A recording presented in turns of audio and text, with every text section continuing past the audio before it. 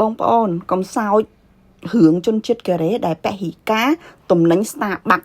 ឥឡូវនេះកំពុងតែល្បីឯព័ត៌មានហ្នឹងចាប្រវត្តិពហិការបរទេសនៅកូរ៉េគឺមានយូរមកហើយបងប្អូនយើងដែលជាជនជាតិខ្មែរនេះគួរតែយកគំរូតាម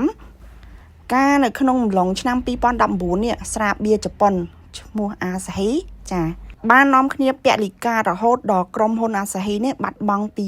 មុខពីប្រទេសកូរ៉េទៅនឹងនៅមានក្រុមហ៊ុនជាច្រើនទៀតរបស់អាមេរិកហើយបញ្ជាក់ណាក្រុមហ៊ុនទាំងអស់នោះមិនមែនប្លន់ដីជនជាតិកូរ៉េឬក៏ឬក៏អីផ្សេងលាក់នឹងលាក់ទៀតថនខ្ញុំអត់និយាយចឹងខាង TikTok គេចាប់ហ៎វាគ្រាន់តែជាពាក្យសម្ដីឯងផ្សព្វផ្សាយមិនគោរពអារម្មណ៍សង្គមវាធ្វើឲ្យការប៉ះពាល់ដល់ប្រវត្តិសាស្ត្រឈឺចាប់ម្ល៉េះហើយជនជាតិកូរ៉េមួយចំនួនគឺគាត់ពលិការមិនសុខចិត្តមិនប្រើរបស់ដែលគេពលិការដែលមានប្រវត្តិឈឺចាប់ចឹងណាអញ្ចឹងបងប្អូនខ្មែរយើងដែលរស់នៅទូទាំងប្រទេសកូរ៉េមិនថាក្នុងស្រុកឬក៏ក្រៅស្រុកគេចូលរួមពលិការរបស់ពូចោសៀមដូចជាតរ៉េនជាដើមលាក់នឹងលាក់ឬក៏អាវ៉ាន់ផ្សេងដែលមាន map in ពូចោចឹងណារឿងប្រទេសយើងនិងប្រទេសវាគឺមានច្រើនណាស់ទាំងផ្ទះលេខ2ផ្ទះលេខ3អញ្ចឹងបើយើងអាចជាបានយើងជាណាបងប្អូន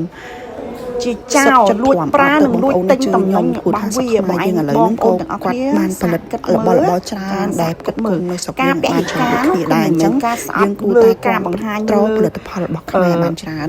ជាងមកពីការដែលយើងពហិការមិនប្រើតំណែងមួយចំនួនហ្នឹងគឺមិនមែនមានន័យថាយើងស្អប់តំណែងហ្នឹងទេគ្រាន់តែវាជាការជាគោលចំហមួយឈរនៅលើភាពត្រឹមត្រូវរបស់យើងដែលយើងមានរឿងហាវឬក៏ប្រវត្តិមិនល្អជាមួយអ្នកជិតខាងរបស់យើងតែប៉ុណ្ណោះដូចត្រេនជាដើមជាក់ស្ដែងនៅក្នុងប្រទេសកូរ៉េក៏នៅតែមានអ្នកឆាតចង់ទិញត្រេនញ៉ាំ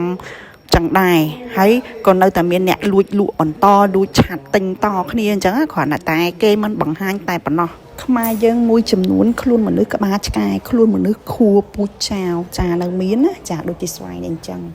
product Thailand ប៉ុន្តែបន្លំដាក់របស់ខ្មែរយើងអត់ល្អទេព្រោះស្វាយហ្នឹងភាគច្រើនអាចនឹងមានសារធាតុគីមីចាអញ្ចឹងចូលរួមពលិការទាំងអស់គ្នា